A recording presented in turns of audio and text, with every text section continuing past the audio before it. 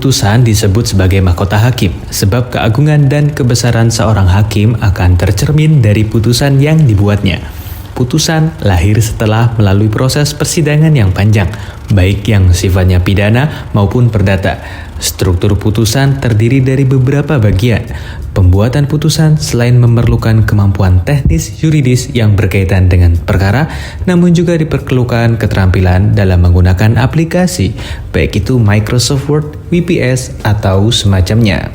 Dalam penyusunan, penulisan, hingga penyuntingan putusan, umumnya kita melakukan satu hal yang sama. Scrolling page.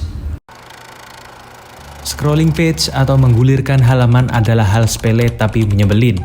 Dalam menjalankan aplikasi Word, kita pasti akan berpindah dari halaman satu ke halaman yang lain. Disadari atau tidak, scrolling page bisa menjadi hal sepele yang memakan waktu.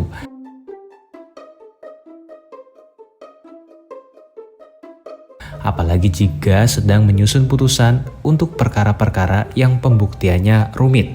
Kendala kecil tadi walaupun remeh namun dapat mengganggu efektivitas dan kecepatan dalam mengerjakan putusan. Sementara itu, antara kepercayaan publik dan kinerja hakim itu saling berkaitan. Bukan hanya mengenai adil tidaknya suatu putusan, tapi juga berkaitan dengan percepatan penyelesaian perkara yang bersinggungan dengan asas peradilan cepat. Bagi kita yang terbiasa menggunakan aplikasi Word untuk pekerjaan kita sehari-hari, butuh solusi dari kendala tadi. Lalu sebenarnya bagaimana tips agar kita dapat mengurangi ketergantungan dengan scrolling page pada saat menulis, menyusun, hingga menyunting putusan? Sebenarnya ada beberapa cara, namun salah satu tips yang mungkin bisa kita coba adalah heading. Fungsi teknik heading adalah memudahkan navigasi dalam penulisan, penyusunan, dan penyuntingan dokumen.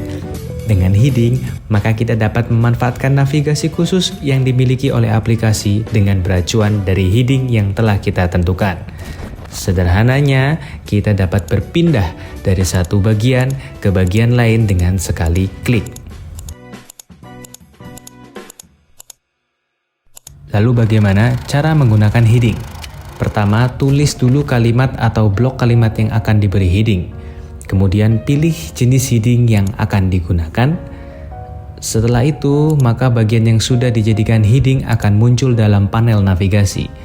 Jangan lupa untuk disesuaikan kembali kalimat yang sudah diberi heading. Lakukan cara yang sama untuk bagian-bagian yang lain yang dirasa penting dan sering untuk dikunjungi. Untuk menampilkan panel navigasi, klik menu View. Perhatikan kontak navigation pane, kemudian centang.